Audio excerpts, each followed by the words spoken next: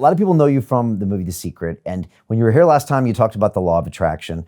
And, a lot of people are locked in right now and they're thinking, I don't even know what I can do while I'm here right now. Maybe you can clarify the way you see the law of attraction working. And, can it still work in this period where we're not surrounded by people and we can't be out doing things?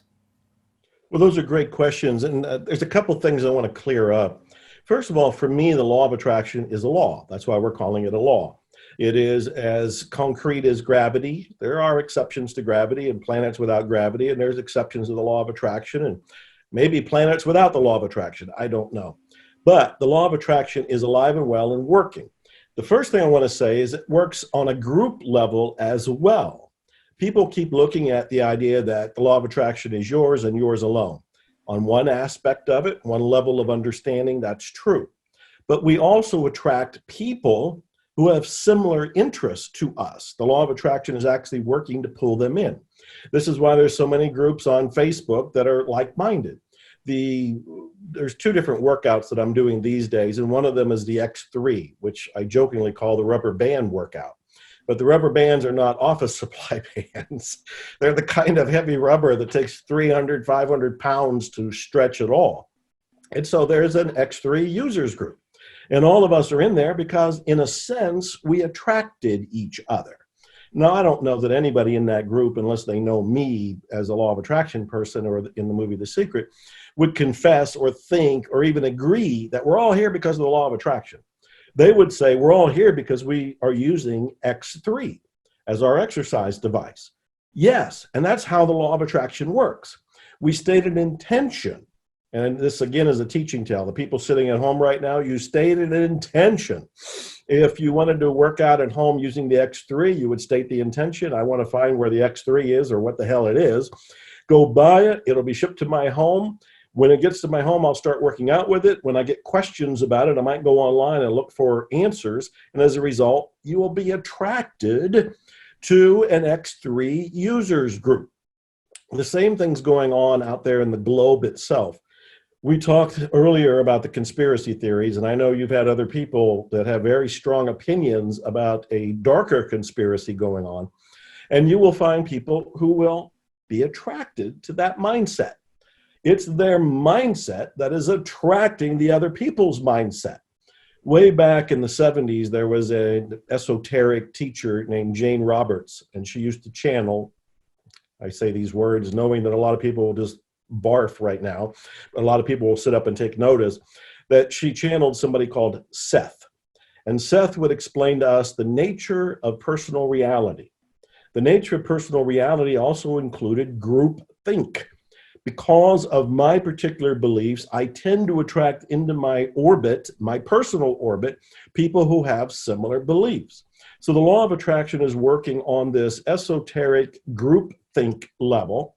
It's also working very individually. We bring it right back down to you and right back down to me and the things that I'm focused on. And Brian, you may never ask me back again, but I'm going to have another self-promotional moment here. Here's my other new book, 2 new books within like a month. This one called Money, Love, Speed. In this book, I talk about how the brain works so that you can attract more of what you want. And I want to quickly explain what those 3 things are. I did it the first time you and I talked, but a lot of people may not have seen the first interview.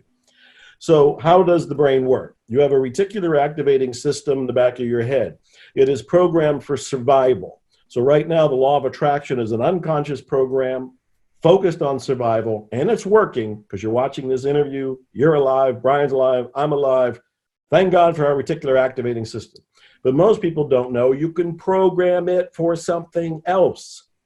You can program it for something you would like to do at home. You want to make money from home. I'm a money guy, so it's one of the first things that comes up.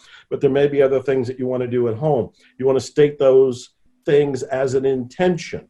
Intention is like the ignition in the car, push button or with a key that activates your body and mind to go in a particular direction. So what's your intention? What do you want to do while you're in solitary confinement and you're confined to your quarters at home? That's the first thing. Then you want to use the intention and program your mind with these 3 things. The first is you need an image. The brain responds to images. It needs a graphical representation of what you want to have, do, or be.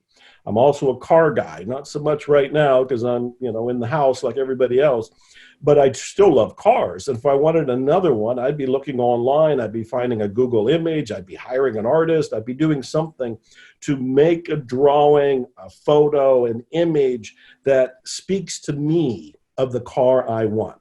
And it's speaking to me because I'm programming my brain with the first thing it needs: graphic, an image, a clear representation of your intention.